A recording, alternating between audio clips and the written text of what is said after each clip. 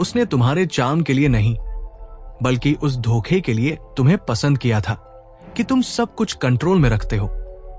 और जिस पल उसे पता चला कि तुम कंट्रोल में नहीं हो, वो तुमसे दूर चली गई।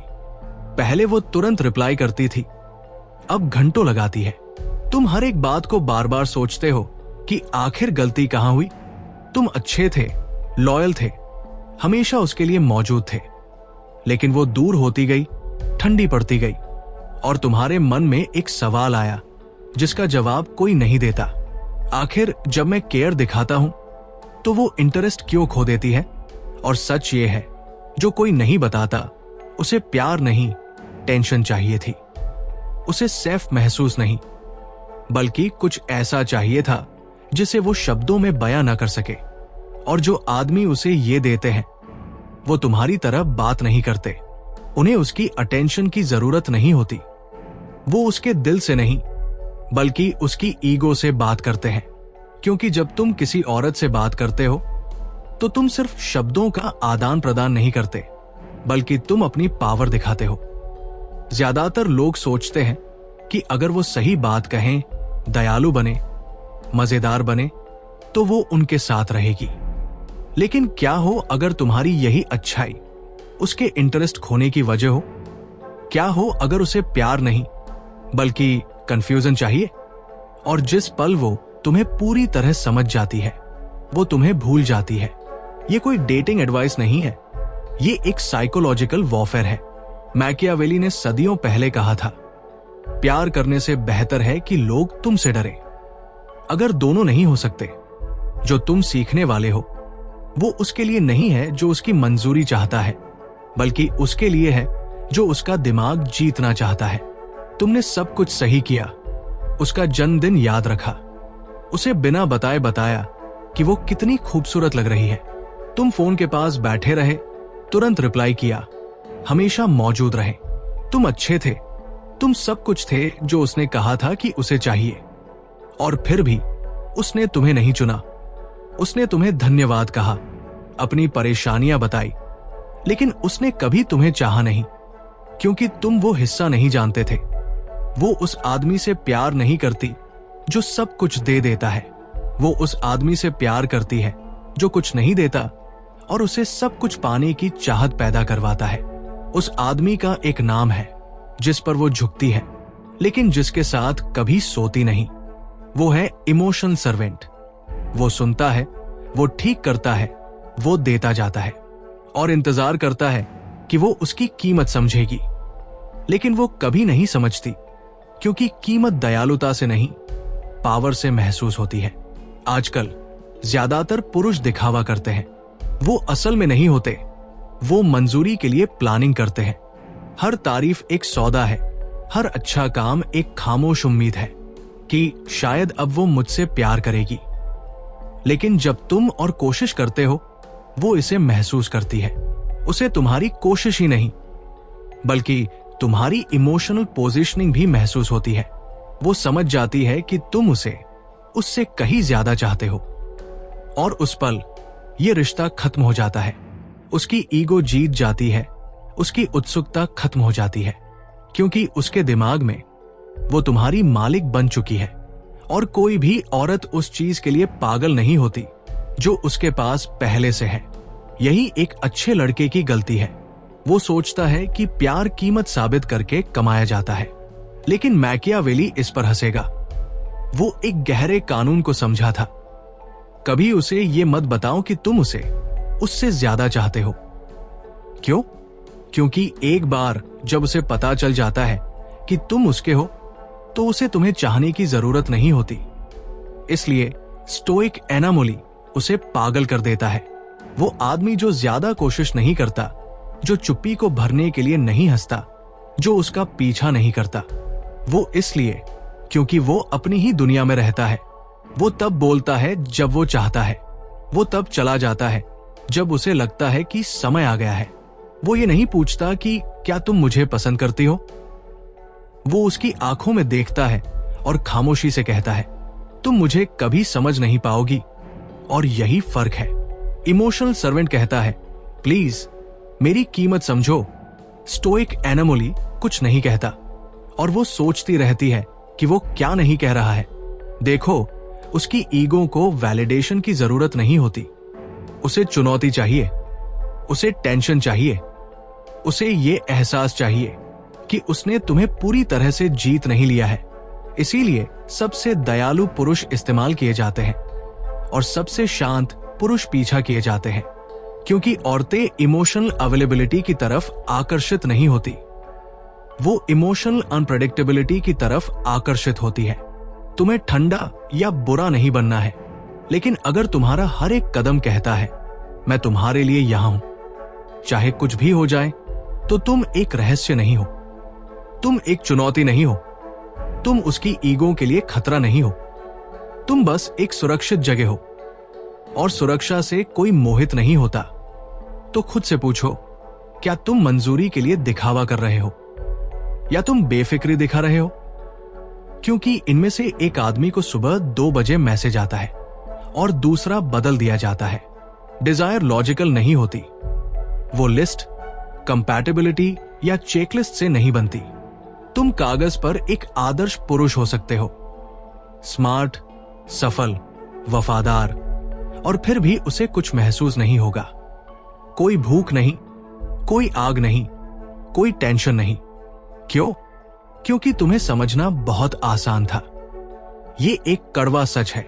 औरतें वो नहीं चाहती जो समझ में आता है, वो चाहती है जो उन्हें महसूस कराता है, खासकर वो जो उन्हें थोड़ा अस्थिर, भ्रमित, जिज्ञासु और हैरान महसूस कराता है, जिसे हम इमोशनल डिसोरिएंटेशन कहते हैं। उसका दिमाग एक ड्रग की तरह इसकी लत लगा लेता है। क्यों? क्योंकि इमोशनल केओस से उसकी ईगो एक्टिव रहती है। जब तुम अनुमानित होते हो तो तुम उसे कंट्रोल दे देते हो। जब उसके पास कंट्रोल होता है तो उसकी ईगो शांत हो जाती है, और जब उसकी ईगो शांत हो जाती है तो उसकी चाहत खत्म हो जाती है। लेकिन जब वो भावनात्मक रूप से अनिश्चित होती है, पूरी तरह से सुरक्षित नहीं, पूरी तरह से हावी नहीं, पूरी तरह से तुम्हें लेबल नहीं कर सकती, तो उसका दिमाग एक्टिव रहता है। वो तुम्हारे शब्दों को बार बार सोचती है, वो तुम्हारे लहजे को समझने की कोशिश करती है, वो सोचती है कि तुम्हारा क्या मतलब था, और कल्पना के उस स्पेस में चाहत पैदा होती है। ये कोई युक्ति नहीं है, ये मनोविज्ञान है, और इसे कार्ल जंग से ज्यादा कोई नहीं समझा। जंग का मानना था कि औरतें अपनी इच्छा रखने वाले पुरुष पर अपनी एनिमस, उनका अचेतन मर्दाना रूप का प्रक्षेपण करती है। लेकिन यहां कुंजी है, एनिमस उस आदमी की तरफ आकर्षित नहीं होता जो सब कुछ उजागर करता है, वो उस आदमी की तरफ आकर्षित होता है जो अपने आप को रोकता है, जो रहस्यमय है, जो पहुंच से बाहर है, वो आदमी जिसकी गहराई के सिर्फ संकेत मिलते हैं, लेकिन जो कभी पूरी तरह से नहीं दिखाई देता। क्यों? क्योंकि वो आदमी उसकी कल्पना के लिए एक दर्पण बन जाता है। वो उस पर अपने आदर्श, अपनी चाहत, अपनी कल्पना को प्रोजेक्ट करती है। वो उसे सीधे मोहित नहीं करता, वो उसके जवाब में खुद को मोहित करती है। और यही वो बात है जो ज्यादातर पुरुष कभी नहीं समझते। वो इस बात के लिए नहीं गिरती कि तुम कौन हो, वो उस बात के लिए गिरती है कि वो सोचती है कि तुम कौन हो सकते हो, वो जिसे वो पूरी तरह से समझ नहीं सकती। इसीलिए जिस पल तुम ज्यादा समझाते हो, ज्यादा शेयर करते हो, ज्यादा दिखाते हो, तुम उस प्रक्षेपण को तोड़ देते हो। वो तुम्हें साफ साफ देखती है और खेल खत्म हो जाता है। रहस्य एक खेल नहीं है, ये आकर्षण की एक जीवित रहने की कला है। जितना तुम दिखाते हो उतने ही तुम सुरक्षित हो जाते हो, और जितने तुम सुरक्षित होते हो उतनी ही कम वो कल्पना करती है, और जितनी कम वो कल्पना करती है उतनी ही कम वो चाहती है। उन पुरुषों के बारे में सोचो जिनके लिए वो पागल हो जाती है। वो जिसने उसे वापस तारीफ नहीं दी, वो जिसने डेट के बाद मैसेज नहीं किया, वो जो मौजूद था लेकिन भावनात्मक रूप से पहुंच से थोड़ा बाहर था। वो उसके बारे में इसलिए सोचती है क्योंकि उसने क्या नहीं किया, क्योंकि उसका दिमाग अभी भी उस अधूरी कहानी को पूरा करने की कोशिश कर रहा है। टेंशन ही ईंधन है, जुनून ही आग है, चाहत स्पष्टता से नहीं बनती। वो सवालों से बनती है। उसने जवाब क्यों नहीं दिया? उसका क्या मतलब था? जब मैं उसे उकसाने की कोशिश करती हूं तो वो इतना शांत क्यों रहता है? वो आदमी उसके दिमाग में रहता है, इसलिए नहीं कि उसने इसके लिए भीख मांगी, बल्कि इसलिए कि उसने उसे इतना कम दिया कि उसे बाकी सब खुद से भरना पड़ा। और जिस पल वो खाली जगह भरना शुरू करती है, तुम उसके मनोवैज्ञानिक स्पेस में प्रवेश कर जाते हो। और तुम अब सिर्फ एक पुरुष नहीं हो, तुम एक पहेली हो, एक सवाल हो, एक कहानी हो जिसे वो पूरा नहीं कर सकती। और औरतें उन कहानियों को नहीं भूलती जिन्हें वो पूरा नहीं कर सकी। तो ये समझो, सबसे ज्यादा चाहा जाने वाला पुरुष शायद ही सबसे ज्यादा उपलब्ध होता है। वो होता है जो पहुंच से थोड़ा सा दूर रहता है, इतना दूर नहीं कि उसे अनदेखा किया जाए, लेकिन कभी इतना करीब ही नहीं कि उसे अपना बना लिया जाए। उसे कभी पूरी तरह से पता नहीं चलता कि वो उसके साथ कहां खड़ी है, और यही बेचैनी चाहत बन जाती है, क्योंकि कंट्रोल से सब कुछ खत्म हो जाता है। लेकिन रहस्य एक चुंबक है। ज्यादातर पुरुष औरतों से ऐसे बात करते हैं जैसे वो एक ऑडिशन दे रहे हों। वो बातचीत को एक इमोशनल रेज्यूमे की तरह समझते हैं। देखो मैं कितना अच्छा हूं, देखो मैं कितना विचारशील हूं, देखो मैं कितना सुनता हूं। लेकिन वो ये नहीं समझते, वो तुम्हारे शब्दों को नहीं, तुम्हारी एनर्जी को सुन रही है। और उससे भी गहरे, उसकी ईगो एक रडार की तरह तुम्हें स्कैन कर रही है। क्योंकि औरतें तर्क के आधार पर नहीं, बल्कि स्टेटस कैलिब्रेशन के आधार पर जुड़ती है। क्या ये आदमी आत्मविश्वासी है या वो दिखावा कर रहा है? क्या ये अपनी जगह पर है या दिखावा कर रहा है? क्या ये विश्वास के साथ बोल रहा है या उम्मीद कर रहा है कि मैं मंजूर कर लूंगी? वो ये सब जोर से नहीं कहेगी, लेकिन तुम्हारे बोलने के हर पल उसका अचेतन मन एक फैसला ले रहा है। क्या ये एक ऐसा आदमी है जिसे मैं भावनात्मक रूप से कंट्रोल कर सकती हूं या नहीं? और जिस पल उसकी ईगो तय कर लेती है कि तुम अनुमानित, समझाए जाने वाले या जरूरतमंद हो, तुम पहले ही हार चुके हो। क्योंकि जब तुम उसकी भावनाओं से बात करते हो तो तुम हर किसी की तरह लगते हो, लेकिन जब तुम उसकी ईगो से बात करते हो तो तुम सिर्फ एक छाप नहीं छोड़ते, बल्कि एक गूंज छोड़ते हो, एक मौजूदगी जो शब्दों के जाने के बाद भी रहती है। इसे ही हम ईगो लेवल कम्युनिकेशन कहते हैं।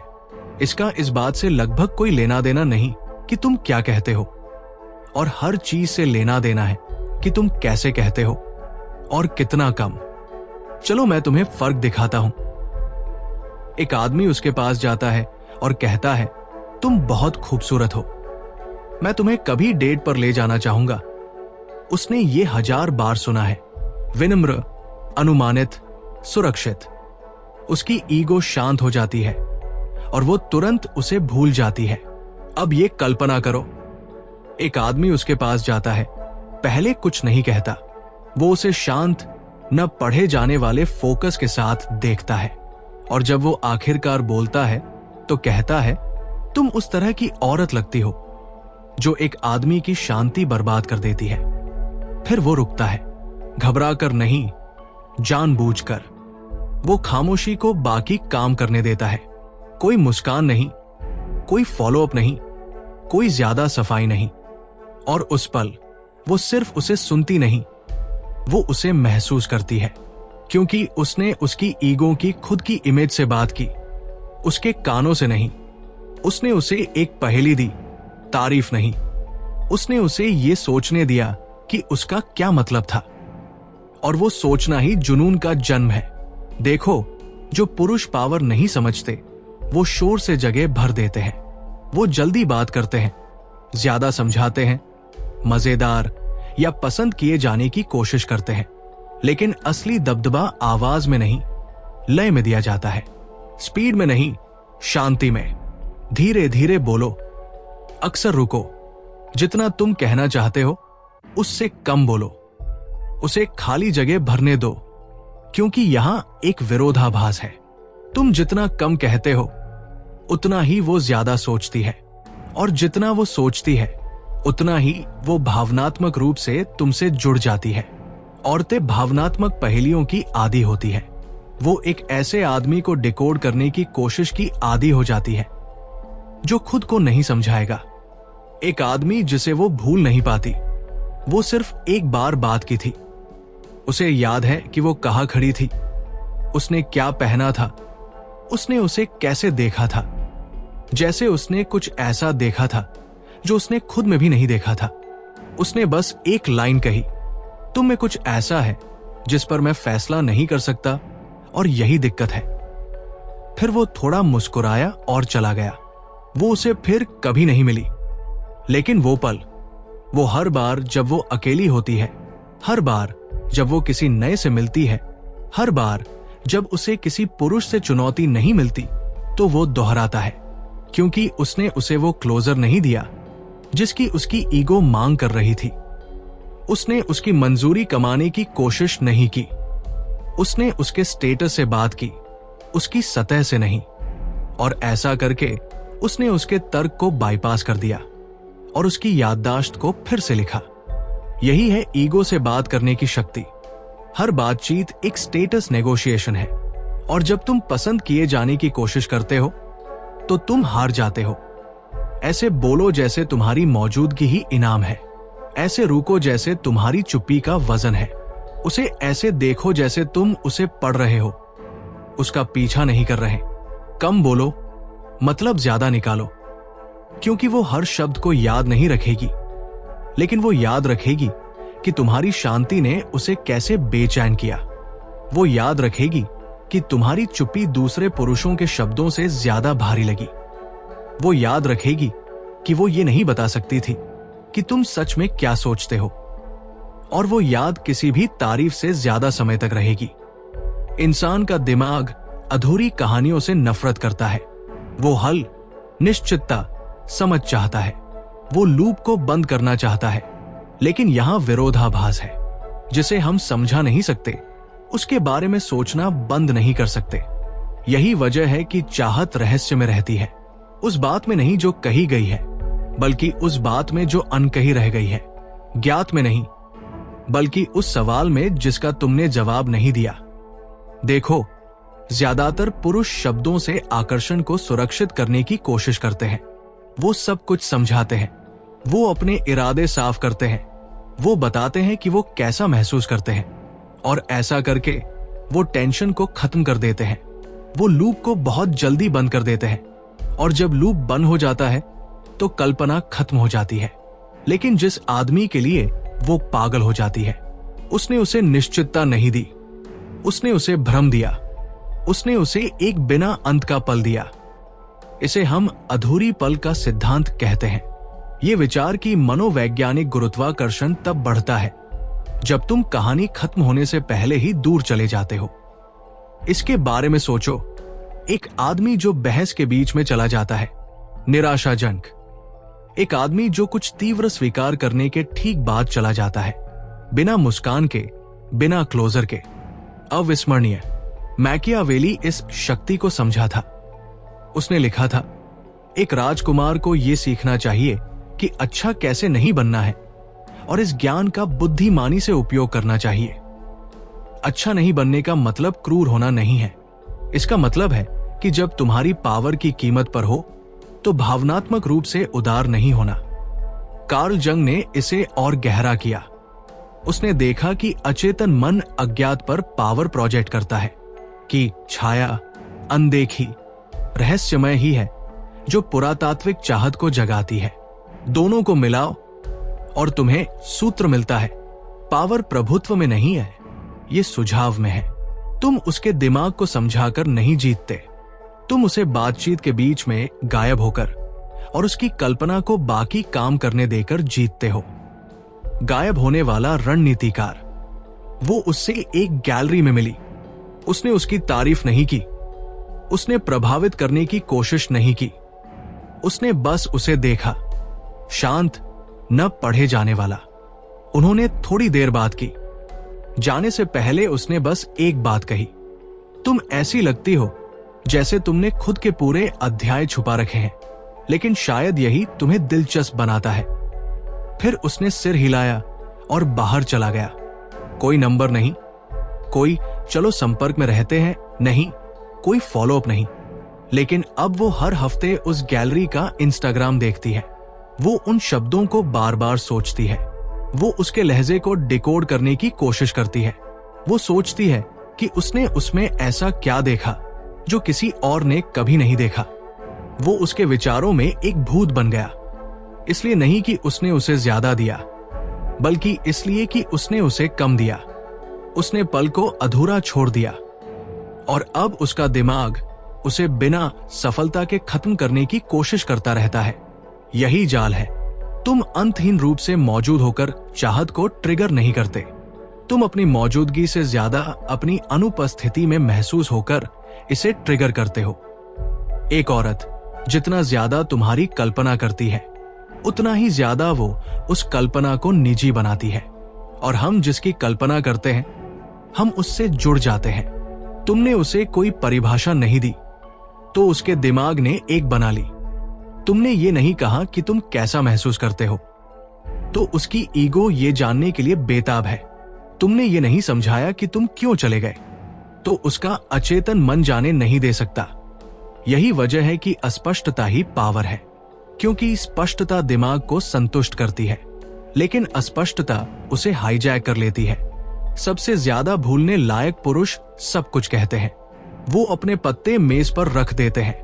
वो पीछा करते हैं, समझाते हैं, विनती करते हैं, और ऐसा करके वो अनुमानित, सुरक्षित और उसकी चाहत के लिए मर जाते हैं। लेकिन जो आदमी उसे समझने से ठीक पहले चला जाता है, वो उसकी ईगो के अंदर एक जीवित सवाल बन जाता है। उसके बाद वो जिस भी पुरुष से मिलती है, वो बहुत सरल, बहुत निश्चित, बहुत नरम लगता है, क्योंकि तुमने उसे कभी अंत नहीं दिया। और इंसान का दिमाग खुले लूप से नफरत करता है, लेकिन दिल उसे इनकी लत लग जाती है। किसी न किसी बिंदु पर हर आदमी को एक फैसला लेना होता है, याद रखा जाना है या बदल दिया जाना है। और ज्यादातर पुरुष वो अपना जीवन अच्छे बनकर, मददगार बनकर, भावनात्मक रूप से उपलब्ध होकर याद रखे जाने की कोशिश करते हैं। लेकिन वो ये नहीं समझते, तुम ज्यादा देकर अविस्मरणीय नहीं बनते, तुम दुर्लभ बनकर अविस्मरणीय बनते हो।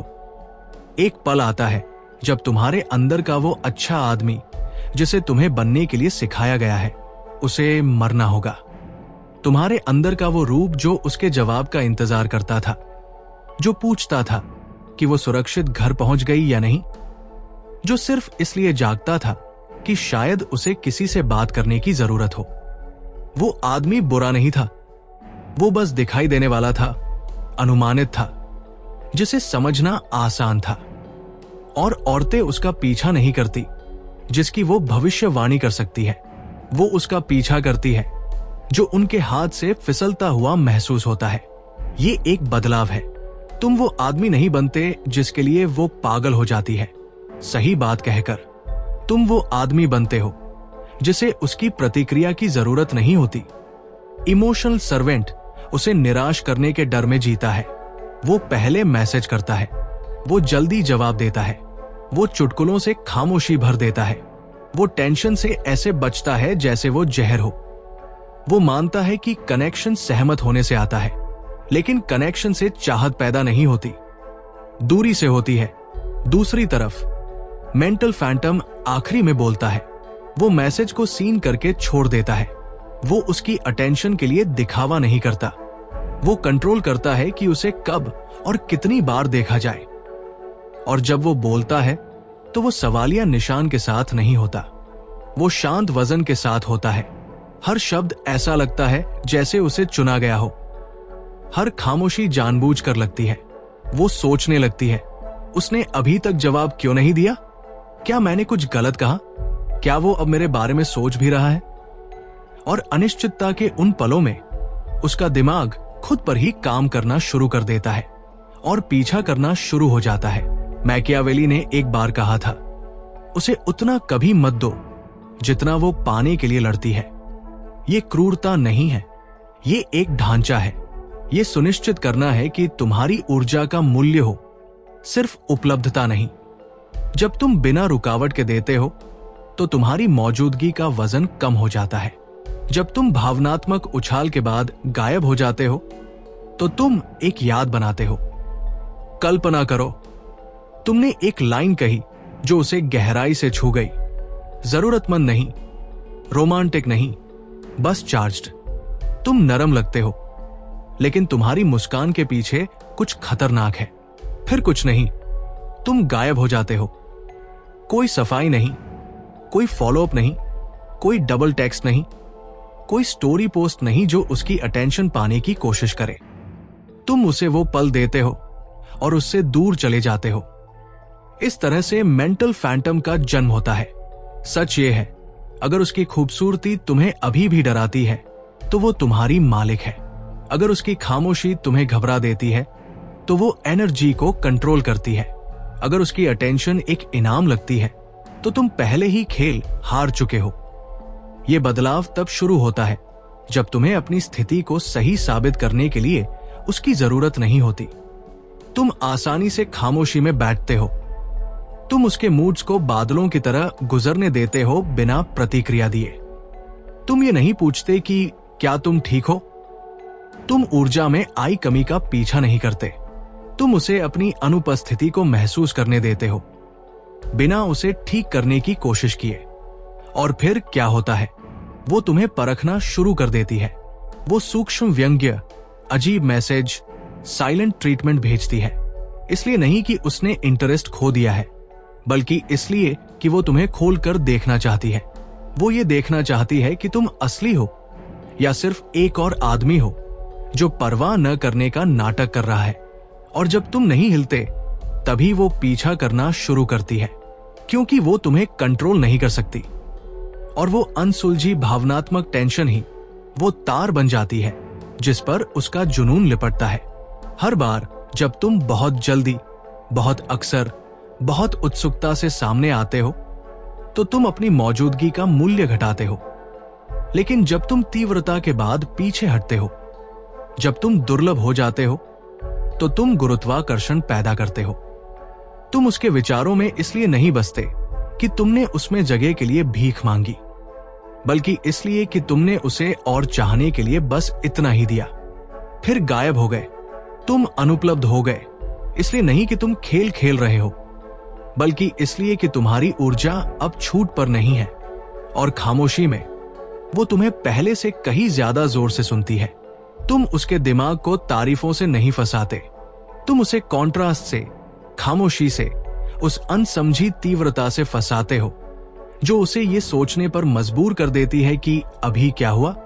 ये हेरफेर के बारे में नहीं है, ये मनोवैज्ञानिक पोजीशनिंग के बारे में है। क्योंकि सच ये है कि जिसे वो परिभाषित नहीं कर सकती उसे वो भूल नहीं सकती। और अगर तुम ये समझ गए तो तुम अविस्मरणीय बन जाओगे। चलो पूरी मनोवैज्ञानिक सीक्वेंस को तोड़कर समझते हैं। मैकियावेलियन तरीका जो ज्यादातर पुरुष कभी नहीं सीखेंगे। तारीफों से शुरू मत करो, डिसोरिएंटेशन से शुरू करो। कुछ ऐसा कहो जो उसकी खुद की छवि को भेद दे। आक्रामक तरीके से नहीं, बल्कि आत्मविश्वास से। ये सच लगना चाहिए, फिर भी इसे समझना मुश्किल हो। भावनात्मक रूप से तेज लेकिन शांत तटस्थता के साथ दिया गया। उदाहरण, तुम शांत लगती हो, लेकिन तुम्हारी आंखों के पीछे कुछ अराजक है। तुम लोगों पर आसानी से भरोसा नहीं करती, है ना? मैं इसे महसूस कर सकता हूं। तुम एक तूफान लेकर चलती हो। बस सोच रहा हूं कि तुम्हें इसे इतनी अच्छी तरह से छुपाना किसने सिखाया। तुम्हारे बोलने का लहजा धीमा, शांत, जानबूझकर। आंखों में तब तक देखो जब तक टेंशन न पैदा हो जाए। फिर वो पल पूरी तरह से प्रोसेस करने से पहले ही नजर हटा लो। ये क्यों काम करता है? ये ऊपरी सतह को बाईपास करता है और उसकी अचेतन पहचान से बात करता है। तुमने अभी उसके एक ऐसे हिस्से को छुआ है जो शायद ही कभी देखा जाता है और उससे भी कम बार बोला जाता है। उसकी ईगो चौकस हो जाती है, उसकी उत्सुकता शुरू हो जाती है, लेकिन उसे अभी तक समझ नहीं आता कि इसके साथ क्या करना है। और फिर तुम सबसे शक्तिशाली हथियार की तरफ बढ़ते हो। 99% पुरुष यहां फेल हो जाते हैं। वो टेंशन को तोड़ देते हैं, वो हंसते हैं, वो समझाते हैं, वो कहते हैं बस मजाक कर रहा था। या उम्मीद है कि ये अजीब नहीं लगा होगा। ऐसा मत करो। खामोशी तुम्हारी तलवार है। ये किसी भी शब्द से ज्यादा गहरी करती है। लाइन कहने के बाद कुछ मत कहो। उसे उस खामोशी में बैठने दो। उसकी कल्पना को खुद पर काम करना शुरू करने दो। वो खाली जगह भरना शुरू कर देगी। उसका क्या मतलब था? उसने ऐसा क्यों कहा? क्या वो कुछ ऐसा देखता है जो कोई और नहीं देखता? और उस पल में उसकी चाहत तुम्हारी नहीं होती, वो सवाल की होती है। एक बार जब तुमने भावनात्मक उछाल दिया और खामोशी को सांस लेने दी, तो तुम गायब हो जाते हो। असभ्य तरीके से नहीं, निष्क्रिय आक्रामक तरीके से नहीं, तुम बस अनुपलब्ध हो जाते हो। उसे पहले मैसेज मत करो, चेक इन मत करो, उस पल पर वापस मत जाओ। उसे गूंजने दो। क्यों? क्योंकि गायब होना दुर्लभता पैदा करता है। दुर्लभता मूल्य पैदा करती है और तीव्रता के बाद अनुपस्थिति जुनून बनाती है। उसने कुछ अपरिचित महसूस किया और अब तुम चले गए हो। कोई माफी नहीं, कोई वैलिडेशन नहीं, कोई सफाई नहीं, बस एक खालीपन जो सिर्फ उसकी कल्पना से भरा है। चौथा स्टेप, अस्पष्ट वापसी। कोई माफी नहीं, सिर्फ सुझाव। जब तुम वापस आते हो, और तुम आओगे तो तुम जरूरतमंद होकर नहीं, बल्कि अस्पष्टता के साथ वापस आते हो। तुम ये नहीं कहते गायब होने के लिए माफी चाहता हूं। तुम ये नहीं पूछते क्या मैंने तुम्हें असहज कर दिया था। इसके बजाय तुम एक नरम मनोवैज्ञानिक बीज बोते हो। एक फिल्म में एक लाइन सुनी, तुम्हारी याद आ गई। कल रात एक सपना आया था। चिंता मत करो, वो मासूम नहीं था, तुम मेरे दिमाग में आ गई। खतरनाक होता है जब ऐसा होता है। हर वाक्यांश अधूरा है, सजेस्टिव है, चार्ज्ड है, लेकिन सूक्ष्म है। ये लूप को बिना हल किए फिर से खोलता है और ये उसकी ईगो को एक बात बताता है, इस कनेक्शन पर तुम्हारा कभी पूरा कंट्रोल नहीं था। और उसकी ईगो को ये बात पसंद नहीं आती, जिसका मतलब है कि वो और कोशिश करेगी, वो पीछा करेगी, वो मैसेज करेगी, वो झुकेगी। और उसे ये भी नहीं पता चलेगा कि क्यों। क्योंकि उसकी कल्पना अब इस अनुभव की सहलेखक है। वो तुम्हारे एक ऐसे रूप में भावनात्मक रूप से निवेशित है जिसे उसने अपने दिमाग में बनाया है, और दिमाग उस चीज को बहुत ज्यादा महत्व देता है जिसकी वो कल्पना करता है, बजाय उसके जो उसे हाथ में दिया जाता है। तुम्हारा वो काल्पनिक रूप वो असली चीज से ज्यादा मोहक है और तुमने उसे इसे बनाने दिया। भावनात्मक उछाल, खुला लूप, खामोशी, फिर से आना। ये कोई युक्ति नहीं है, ये एक न्यूरल लत का लूप है। उसने अपने दोस्तों को उसके बारे में बताया, इसलिए नहीं कि उसने उसका पीछा किया, इसलिए नहीं कि वो अमीर या जोर से बोलने वाला या आकर्षक था, बल्कि इसलिए कि उसने एक बार उसे देखा और कहा, तुम ऐसी लगती हो जो लोगों के लिए दीवारें बनाती है लेकिन किसी को अंदर नहीं आने देती। फिर वो चला गया। कोई सोशल मीडिया नहीं, कोई फॉलो अप नहीं। अब 6 महीने बाद वो अभी भी उसके बारे में सोचती है, अभी भी सोचती है उसने क्या देखा। जब वो उस कैफे से गुजरती है तो अभी भी उसे चेक करती है, इसलिए नहीं कि उसने क्या किया, बल्कि इसलिए कि उसने क्या नहीं समझाया। ये है उसके दिमाग को फंसाने की कला। तुम उसके विचारों का पीछा नहीं करते, तुम वो बन जाते हो। उसे कभी नहीं पता चलेगा कि वो तुम्हारे बारे में सोचना क्यों बंद नहीं कर सकती, क्यों तुम्हारी खामोशी किसी और आदमी के स्नेह से ज्यादा भारी लगी, क्यों तुम्हारी एक लाइन का मतलब किसी और से हजारों तारीफों से ज्यादा था। वो इसे समझा नहीं पाएगी, न खुद को न अपने दोस्तों को। और यही बात है, उसे इसे समझना नहीं है, उसे इसे महसूस करना है। तुमने उसे शब्दों से नहीं फंसाया, तुमने उसे चाम से नहीं जीता। तुम एक ऐसी मौजूदगी बन गए जिसे वो डिकोड नहीं कर सकती थी, और दिमाग उसी चीज के लिए पागल होता है जिसे वो परिभाषित नहीं कर सकता। यही फर्क है उन पुरुषों में जो याद रखे जाते हैं और जो बदल दिए जाते हैं। ये कभी युक्तियों के बारे में नहीं था, ये पिकअप आर्टिस्ट्री नहीं है, ये खेल नहीं है, ये मनोवैज्ञानिक पोजीशनिंग है। ये उसके विचारों, उसकी भावनाओं, उसकी ईगो में जगह का शांत प्रभुत्व है। तुमने कुछ ऐसा सीखा है जो ज्यादातर पुरुष कभी नहीं सीखेंगे। उसकी ईगो से बात करो, उसके कानों से नहीं, क्योंकि ईगो को प्यार नहीं चाहिए, उसे स्टेटस चाहिए। और एक बार जब तुम ये समझ जाते हो तो तुम पसंद किए जाने की कोशिश करना बंद कर देते हो। तुम अविस्मरणीय बनना शुरू कर देते हो। तुम वो पुरुष नहीं हो जो उसके मैसेज का इंतजार करता है। तुम वो पुरुष हो जिसे वो अपना फोन चेक करती है, ये उम्मीद करते हुए कि उसका मैसेज आया होगा। तुम वो आराम नहीं हो जिसे वो अपनी परेशानियां बताती है। तुम वो सवाल हो जो उसे रात भर जगाए रखता है, क्योंकि तुमने उसे एक ऐसा पल दिया जिसे वो लेबल नहीं कर सकी, और एक ऐसा पुरुष जिसे वो कंट्रोल नहीं कर सकी। तुम पीछा नहीं कर रहे हो, तुम्हारा पीछा किया जा रहा है। और यही असली बदलाव है। जो सबसे कम बोलता है वो सबसे ज्यादा कंट्रोल करता है। मैकियावेली। तो कम बोलो, खामोशी के साथ चलो, वजन डालो, शोर नहीं। और जब तुम बोलते हो तो उसे गूंजने दो, क्योंकि उसे कभी पता नहीं चलेगा कि तुमने उसके साथ क्या किया, लेकिन तुम्हें पता होगा